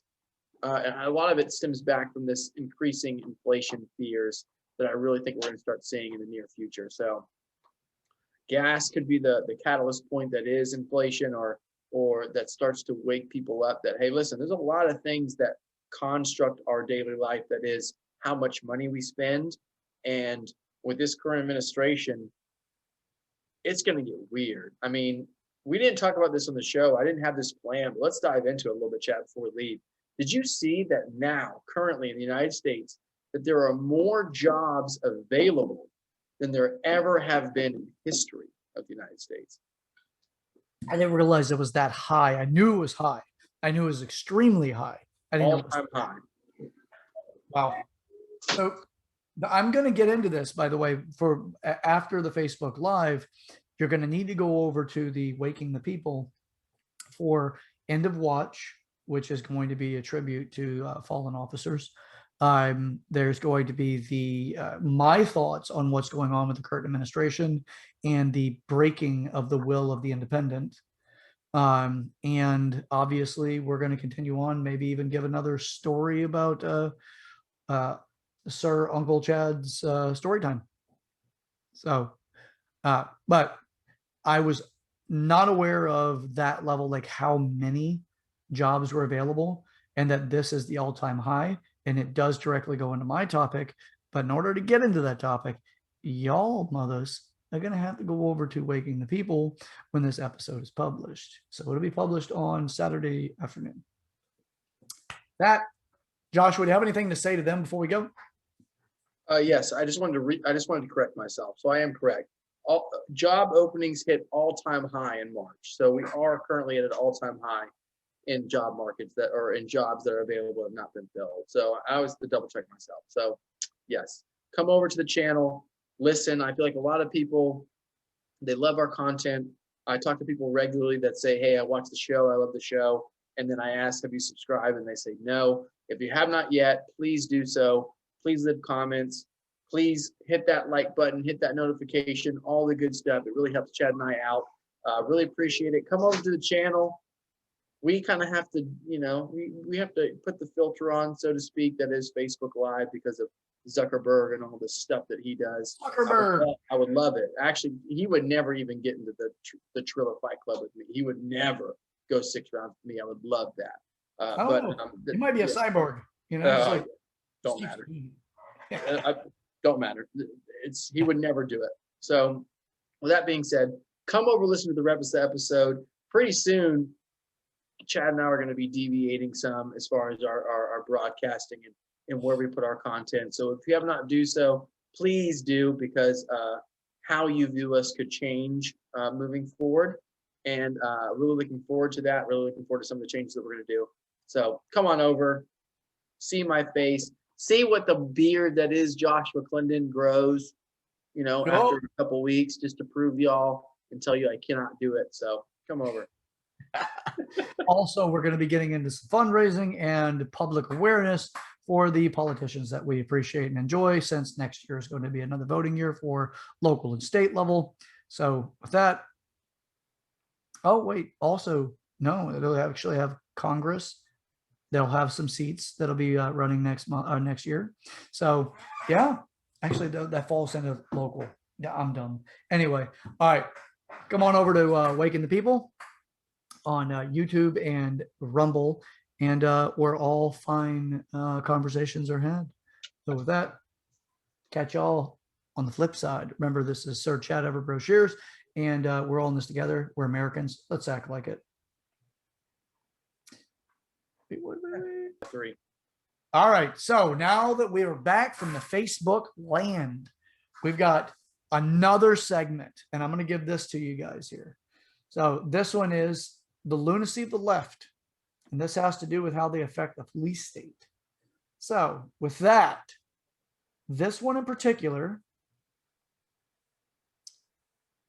is, this one has to do with, well, ain't that about a bitch? Now here I am about to pull this thing up. Right. Got it all set up. Don't worry, Chad. Ethereum's already covered like 7% in the last 20 minutes. What? Yeah, it's insane. Ethereum's, yeah? Yeah. Hands throwing that money back in, baby. Oh yeah, they're like, wait a second. It's crazy. Lunacy. It's going to continue, ladies and gentlemen. We're going to carry on. Carry on. Oh, my wayward son. So Chad and I were talking about before you guys came on, our goal is to ultimately move to where we are both in the same location to where we film the show. There's definitely a disconnect when you film any kind of show, especially a podcast with dialect, when you do it through technology. So Chad and I do it through, webcam, we're on Zoom, we record it. So you really don't get to see the true nature of the conversation through a technological advice as you do to being in person. Our goal is to ultimately have the show where Chad and I are in the same room doing the show. And it's really going to better our overall content. It's going to better the production of the show. Chad and I are going to be able to combine forces a little bit more, so to speak, than we are right now. And I just want to let all of our hardcore subscribers and viewers know that is something we're currently working on. And due to the current situation of our lives, we're not necessarily in the place that we need to be able to bring that forth like we want to, but we are getting closer. And I can't say enough that we really enjoy all of our listeners and all that they do to contribute to the show. And moving forward, we're going to continue to lean on that support so that we can bring forth the information, the value that Chad and I have to you guys. So thank you, love you, and I promise that you're going to continue to watch this show evolve, not just in the sense of technology, but in the sense of the dialogue, the certain mannerisms that you don't get through technology that you do in person. And I'm really looking forward to it. Episode 24, salute, Chad. I cannot believe, I remember I was in my car and I was at a Wawa. And I was in the car and I was like, you know what? I just did the episode with Chad on his other channel called Growing Up in the Wild Suburbia, probably a few weeks before. And I still remember the day, Chad, when you posted, I can't remember what episode it was, Awake in the Wild Suburbia, but I messaged you. You remember? And I said, hey, I really want to come to the show. I want to be on the show. And you brought me on, we did our episode. And ever since that moment, I thought, like, we need to do something together. So I was in the parking lot of the Wawa. I messaged you and said, hey, we should start a podcast. You remember that? Yep. And here we are, episode 24. That's crazy. And we're at, 62 subscribers, which is, to be honest, how long we've been on YouTube is actually really good. It's not too bad. So I cannot wait to see what's in the future. And I can't wait to see what comes of all this. Yeah. it really is exciting to see across the board, like what's really coming out of this. So we have been doing this for just at 5 months and we have 62 subscribers. That's actually not bad at all. So thank you all for everybody who's joined. As time goes on, obviously this is going to continue to grow. For everybody that's here right now, the growth of this channel will be in part because of you. With that, you leave messages or comments in the comment section, send us an email, whatever, for correspondence reasons. If you want to contribute to the channel, please do. Just know that we're working our 9 to 5s and all of that. We do put what we can into the show of our own personal money, and we obviously are going to be doing what we can to build the show over time. Obviously, it's going to continue to build up to the point that we'll get everything that we want and need to make this show a high quality product, not just some, kind of a guerrilla put together, a guerrilla marketing type thing, or, just I wouldn't say amateur, but damn near amateur version of like a major or, quality show. So with that, we see that what we're putting out is some, a pretty good degree of quality. So, but we want you to be satisfied at the same time, because we're talking about things that are important to us that we really do see value in talking about. Sometimes I go on little tirades that may not leave you going, I think he confused me or he lost me, or, what, my dishes were more important, what he had to say, whatever it may be. Get it. Time will get us centered more. We get busy minds too. So just keep that in mind as well. All right. I'm absolutely pleased with the growth of the show. Absolutely pleased with everything as far as all the feedback we got, with Drew Bland throwing in there and helping us out with some things, with Damon Bishop helping us out with some things. You guys are fantastic, and I absolutely love you for everything you do for us and everything you have done. Joshua and I have an absolute high level of appreciation and admiration for both of you gentlemen. So, all right. I don't have anything else for right now on that, but when you're ready, I'll move on to the next subject. What you got? Just to reiterate, I think, Chad, I speak for both of us, and I would say that we would do this for free. We would keep this at the same level as it is right now. If fate didn't give us the outcome that we wanted as far as a monetary increase in the show's level of production, that we would still continue to do it. So just know that it comes from the bottom of our hearts. This is something that we love. This is our baby. So thank you. And oh yeah. All right. So let's move into some of the left lunacy in the police state. And how exactly is this? So, all right, let me add a couple of things here. I'm actually going to talk about one subject and transition into the next. So the first subject is Biden's America and what I think is happening. And I'm not saying that I'm convinced this is happening. This is something that as the days goes on, if I find things that are logically aligned to this thinking process, then I'm obviously going to gain more credibility in this. So, but I'm not going to fall suit head over heels into this is absolutely true. But let's look at it this way. We have voting. So we have a lot of left Democrat liberals, or the Democrats, the liberals, and the far left, or progressives. They are pushing to reduce voter identification for voting, while we have a record number of immigrants, illegal immigrants coming into the country that are likely going to look at the Democrats as being their savior because they've finally been given opportunities to get into the promised land. The Democrats will say what they want to say, that the people that are coming into the country do not have the level of awareness that the average American has, based off the fact that they grew up here and they've heard this stuff long enough to at least be able to discern some things that are absolute bullshit and other things that are like, I don't know if I agree with that. So these people are coming into the country. That means that the left is securing another voting block. They're trying to make DC into a state, which means that they will get 2 congressional seats out of that, which also means that those 2 congressional seats, DC is a very blue area, which means they're likely going to be 2 more Democrats out of that go to the House, which means there'll be congressional people. They want to have the ability to go up to you while you're waiting in the voting lines, and for people that are fence sitters, for somebody to walk up, smile, to be very pleasant, or whatever it may be, however they approach you, give you stuff while they're wearing the person that they support on their shirt or hat or whatever, so that you connect. I just got a gift or something from these people, and it's coming from that, likely it's coming from that candidate, which, by the way, in this scenario, they would even be able to tell you that this candidate cares about you and here's a gift from them, because it gives them that freedom to say it and do it, which means that now they're tampering with people waiting in line that may be sitting on the fence, but still may side with the person's opponent. This is predominantly it's going to favor the left, not the right.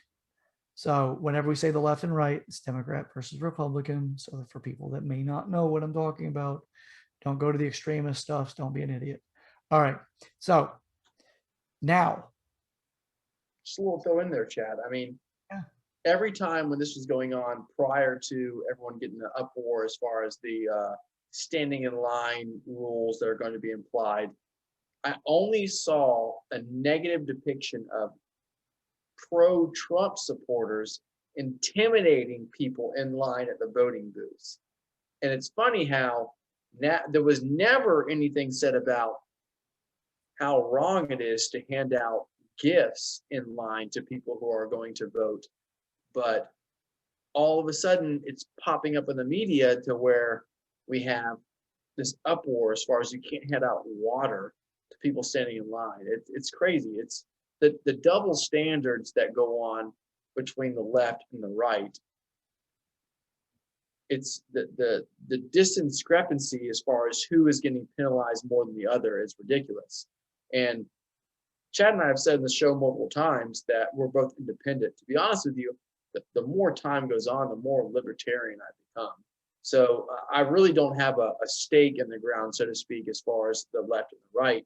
But the discrepancies and the lack of all the information being presented to the public that goes on in mass media it's gotten way out of hand. Extremely.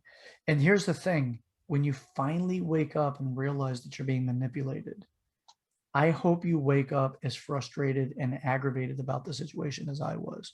I woke up and realized these effing people have been lying to me and intentionally motivating me with my emotions to react. They are the person that I should be upset with, not who they were telling me I should be upset with. And it happened to be that it was Trump at the time that they were telling me I should be upset with, which if you've watched previous videos, you'll know my coming out story in politics. So we have that. We have the reduction of jobs in the fossil industry. So oil, fossil fuels, immediately from Keystone, where Biden signed an executive order shutting down Keystone jobs, which arguably closed down 50,000 jobs.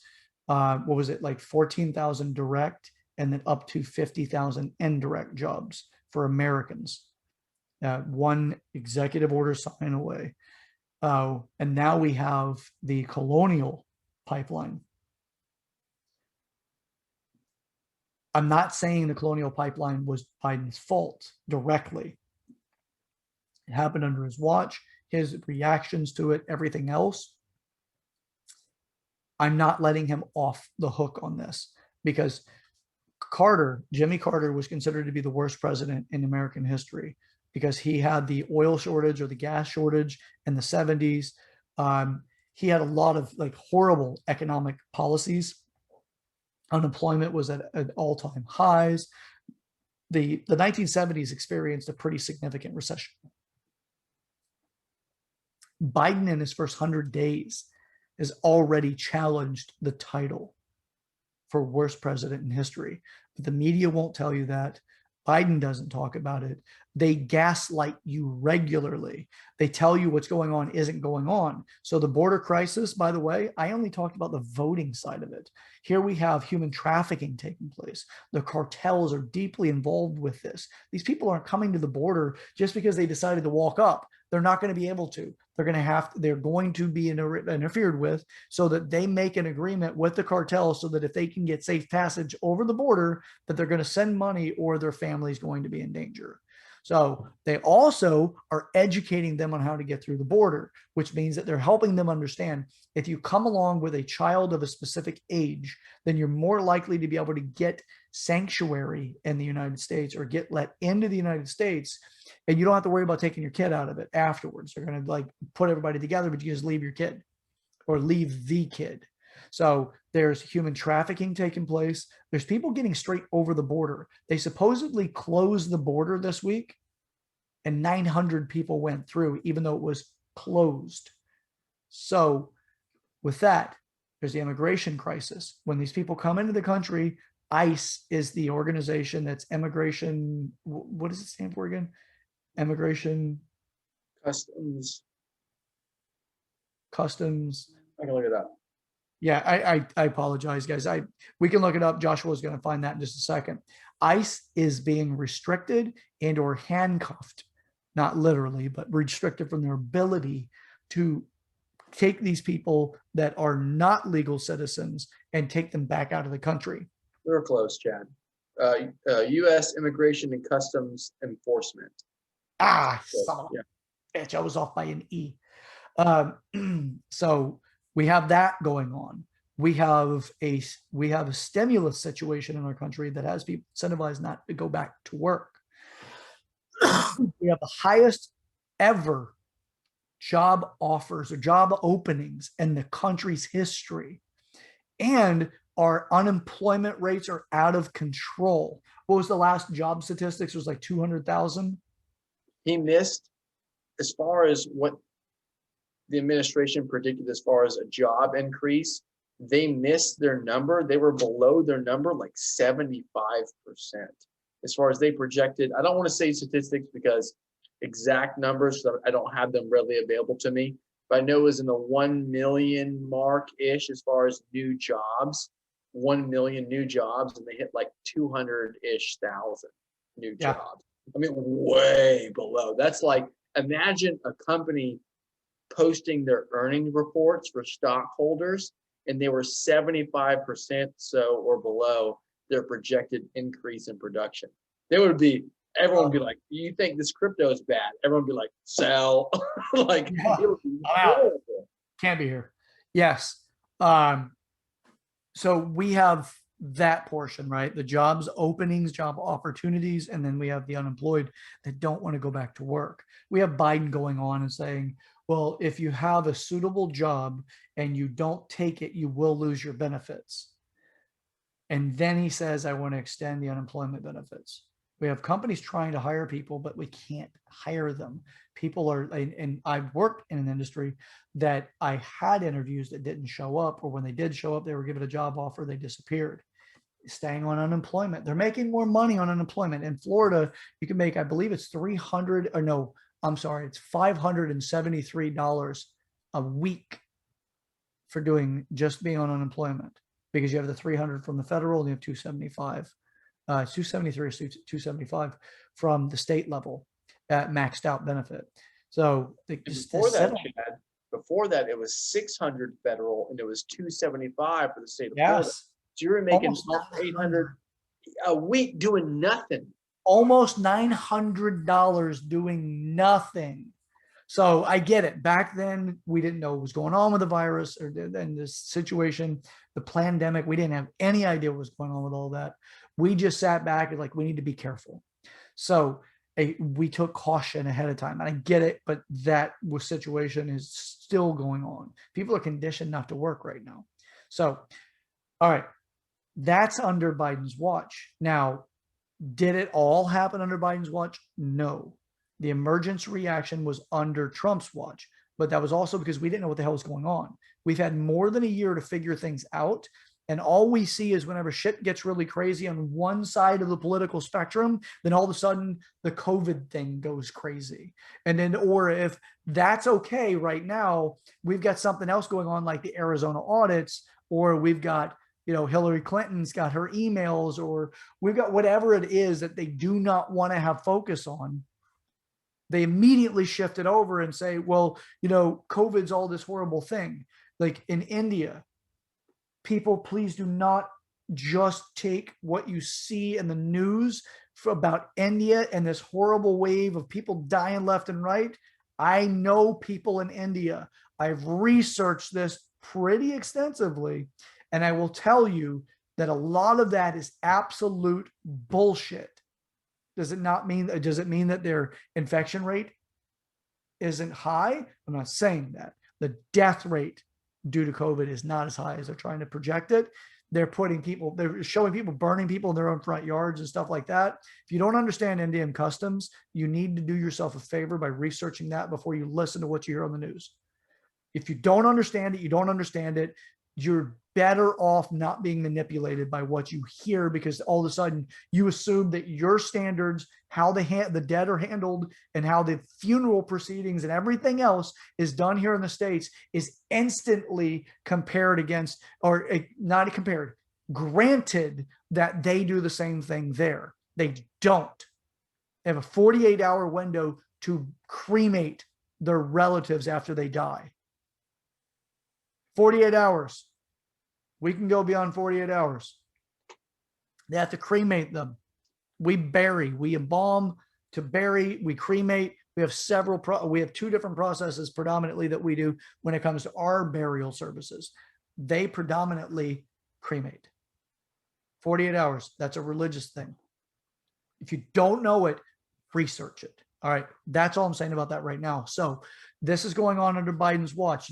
Does anybody remember us digging graves in Central Park in New York, Central Park, and the beginning of the pandemic? It was all over CNN, all the rest of the shit. Does anybody remember that? Where are those bodies? Why didn't you hear about them being exhumed? How about the fact that if you talk to anybody who lives in New York to find out if they actually witnessed any of that stuff? Central Park's a big damn place, but people get around out there. Promise you. Ask for it, and you will find something surprising. So, all right. That was also a big thing that was mainly pushed by CNN, by the way. CNN's a fucking crooked organization.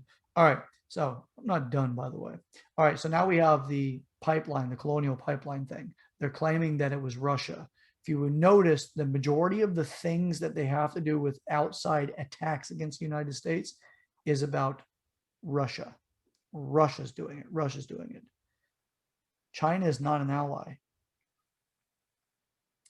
That's what I'm saying at the time being. China is not an ally. And every time they point at Russia, just consider that it may not be them. I'm not saying it is them, and I'm not saying it isn't them. I'm just saying consider that it might not be that case. Be skeptical. All right. Across the board, there's a lot when it comes to this. They don't report the side effects of any vaccine or of the current vaccine. They're telling you the death rate is whatever. And if you'll notice, there's a pattern to it. Whenever something doesn't go the way that the party wants, they use COVID as a leverage against that person or that group or organization. Pay attention to this. It's happening. They tried to do it to Ron DeSantis against Florida. Ron DeSantis stuck out the big middle finger. And look at us. We are now what America used to be. So continue to look for this stuff. My rant's not over, but for the sake of the episode and also for the time of day, I'm going to go ahead and close that up right now because we have another segment that I need to get to before we're done. Joshua, do you have anything else to say about this for the time being? No, I mean, besides the fact that our job availability in the United States is at an all-time high is pretty insane. And I just want to maybe not reiterate because I haven't said it on the show, but even though you're receiving a monetary compensation due to the current circumstances of the United States, you're still missing time in the job market. So when you go to reapply for a job, they're going to need you to explain why you have a year and a half plus absence on your resume. And you could use the time sitting at home, which I think some people are, to use that paid time off, so to speak, to better your skill set moving forward to when you go and get a job. And I don't think everyone's necessarily doing that. And just to touch on when COVID first happened, the the federal money that was sent to the United States was a complete necessity. I mean, like Chad said, we had no clue what was going to happen. We had no clue what was going to go on, what jobs were going to suffer, the ramifications of the decisions made.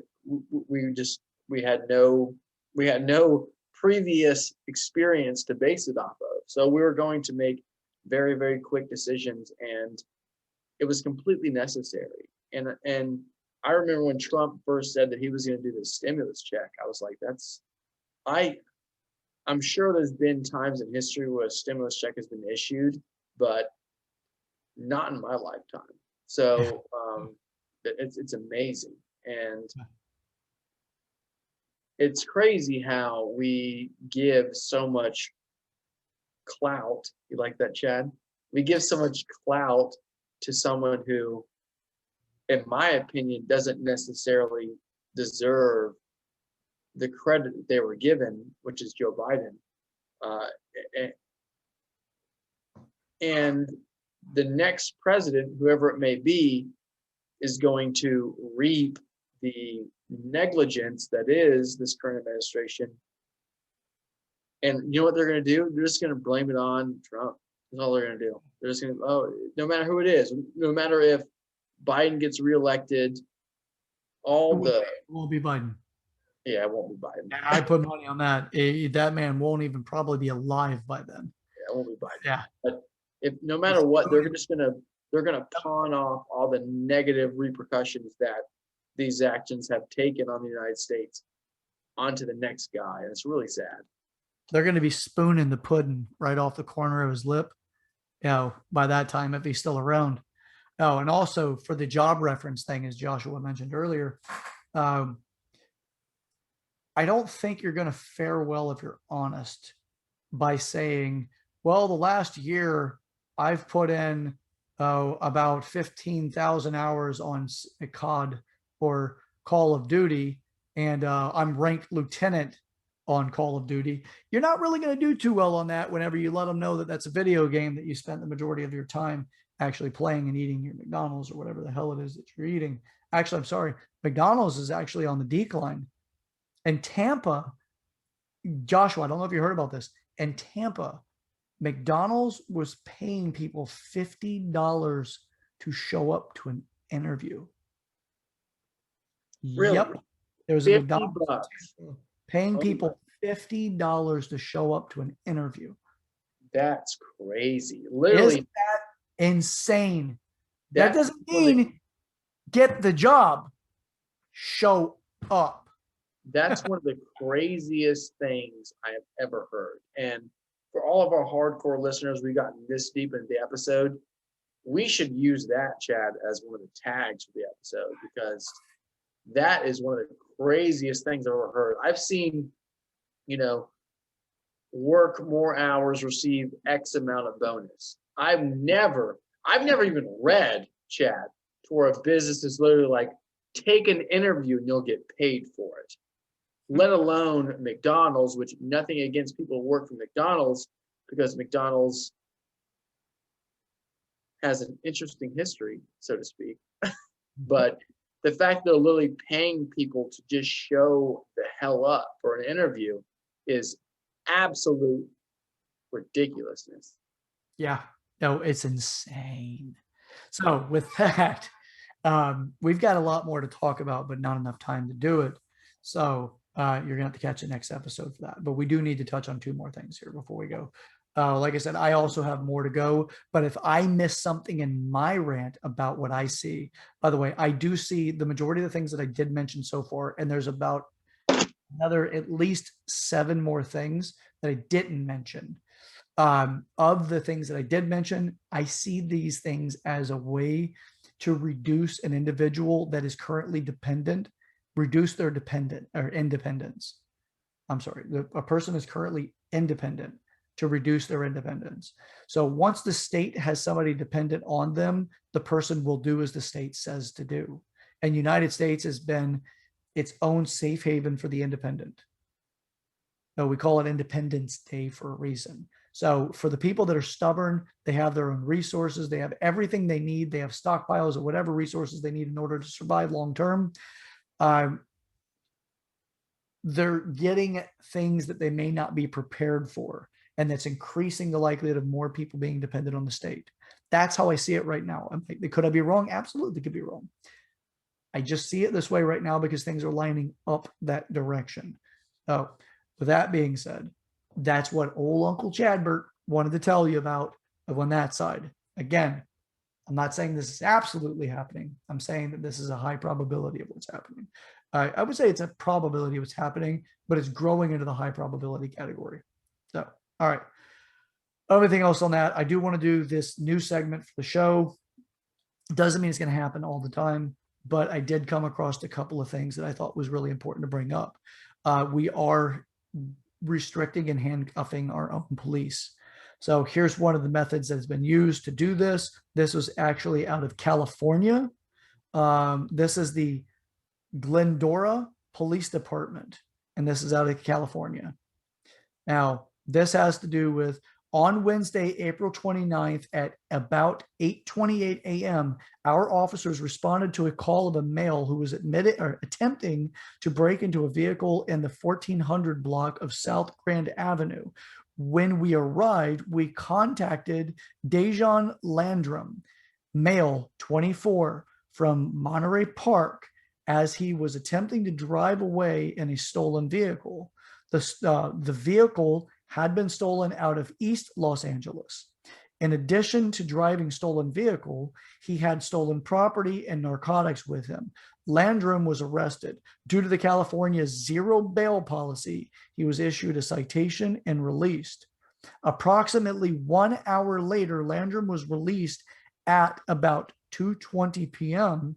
We received a call of unknown male in the area of Bennett in Pennsylvania. This male was carrying a box and was walking through front yards of residents. It appeared that the male was placing items in the box as he was walking through the properties. When we arrived, we contacted Dejan Landrum a second time, and it appeared he had property in his possession that did not belong to him. Due to the California zero bail policy, he was issued a citation, and the property was recovered by our officers. Several hours later, at 8:49 p.m., we received a call of a vehicle that had just been stolen out of the parking lot in the 1300 block of South Grand Avenue. Officers were able to track the vehicle and found it on the westbound on the 10 freeway in that area of La Punta. With assistance from outside agencies, LA County Sheriffs and California Highway Patrol, they located the vehicle and a pursuit began. The pursuit ultimately ended in Pasadena, and Dejan Landrum was again arrested for being in possession of a stolen vehicle and also for evading officers. Due to the California zero bail policy, Landrum was released with his third citation of the day. We want to thank all the citizens that helped this investigation, particularly those called when they notice something suspicious. If anyone has any additional, so the remainder of this is just them saying if you have any more information. This is crime prevention is a team sport is the hashtag.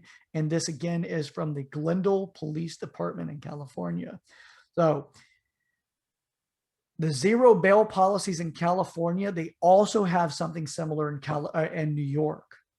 So guys and gals, in whatever gender you decide you're going to tell us we need to call you that before you have a temper tantrum because your parents didn't fucking discipline you well. This is to let you see and give you more insight on what's going on with some of these crazy left policies that are taking place in these states. Oh, California and New York doesn't mean it won't get to your state, by the way. If you're in those states, please do what you can to be safe. All right, next one. This one, unfortunately, is going to end up being an end of watch. And pardon me while I pull it up. Facebook did one of those auto resets. So we have one end to watch here. That is North Carolina trooper Kevin Connor was shot and killed during a routine traffic stop. Police called the 11-year veteran of the force a hero. So please keep in mind your thoughts, prayers, or whatever for Kevin K. Lundrum, or I'm sorry, Kevin K. Connor of the North Carolina State Highway Patrol. Just remember, people, I'm all about the oath keepers, the people that are constitutionally backing the laws of the land, the Constitution. Support these individuals. They're the ones that are keeping people from coming to your door, and doing things, whether it's directly or indirectly. Oh, all right. We have another one. San Luis. I'm not going to say that right. Obispo, California. A California police officer was shot and killed while serving a search warrant. Was identified Tuesday. 12-year law enforcement veteran and a current detective in San Luis Obispo. God. This is the one that I actually originally brought up. All right, here's another one. This is the last one for the night, at least. This is Officer Jimmy N. It's INN. And this is the Stockton Police Department. Please keep the family in Stockton police officer Jimmy N in your prayers. Our officer N was killed yesterday responding to a domestic violence call. Police dispatchers received a call around 9:45 a.m. Tuesday reporting to domestic disturbance. The caller reported hearing screaming and seeing a woman wearing a ripped shirt and bleeding. She appeared to have been assaulted. N arrived at the home at 10:07 a.m. and was shot almost immediately in front of the home by a male suspect.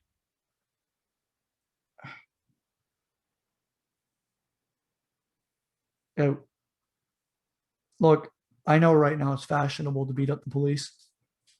I do not back the police that are going to be just like the ones that went up to the gym owner in New Jersey and just shut the guy down because he had his gym open, or the woman that during COVID was, working on trying to sell things online without actually having any interaction with the people in the public, and they still shut her down anyway. I don't really support those officers. They're actually pushing communist ideas and socialist ideas, and I don't support that side, but I do support these people that are, look, one person shows up to a domestic violence thing and tries to stop people from hurting somebody. This woman has got a torn shirt, she's bleeding, she's obviously needing help, and then he's shot and killed. And who's gonna actually give a damn? We care, because we care about having our country stay, as a free country. And we also care about the fact that this person gave up his life to try to protect people.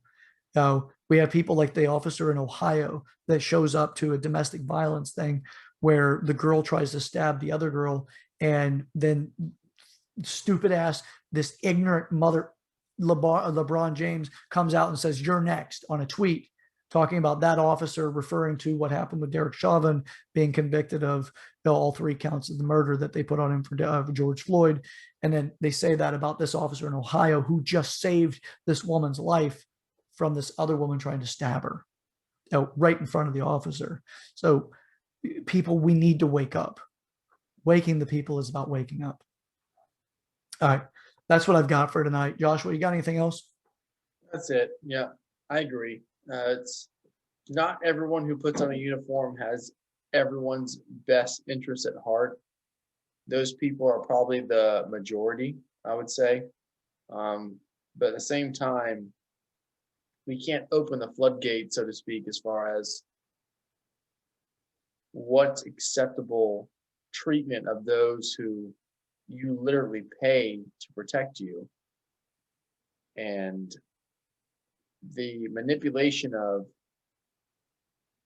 what's acceptable to the public as far as depiction of these individuals, aka LeBron James, in his tweet about a situation where he literally didn't know anything about, to the extent to where his own team said he should probably delete that tweet.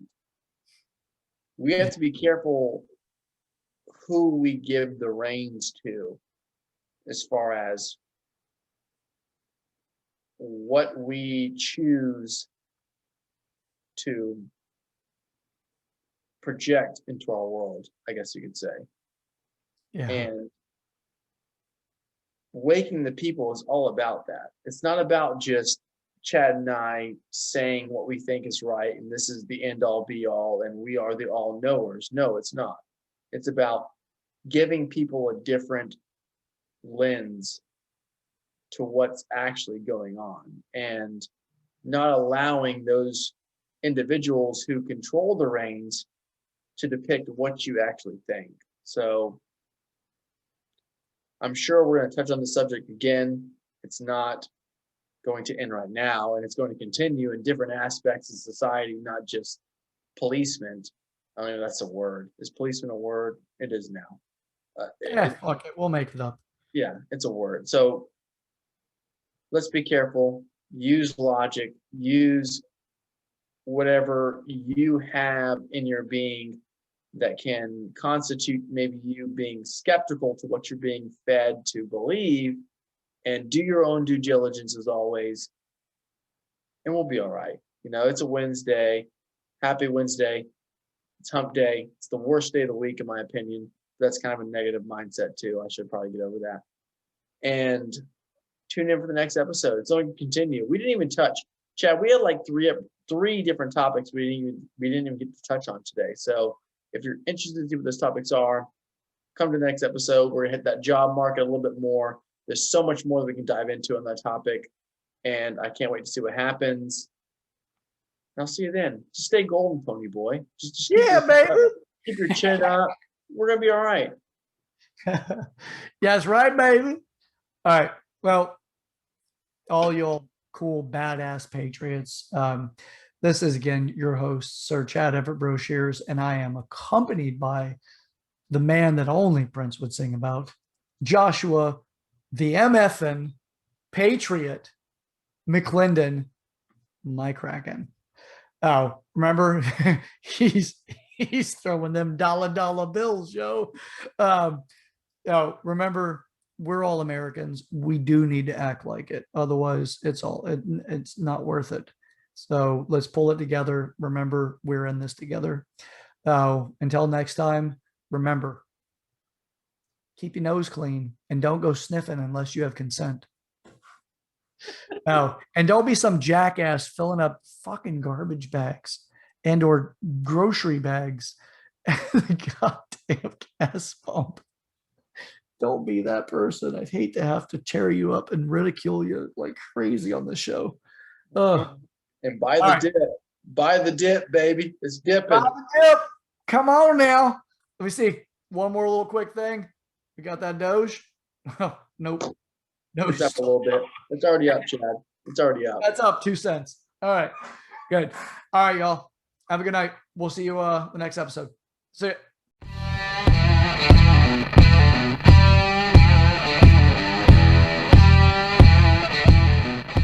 Yay, yay, yay, yay! Yay!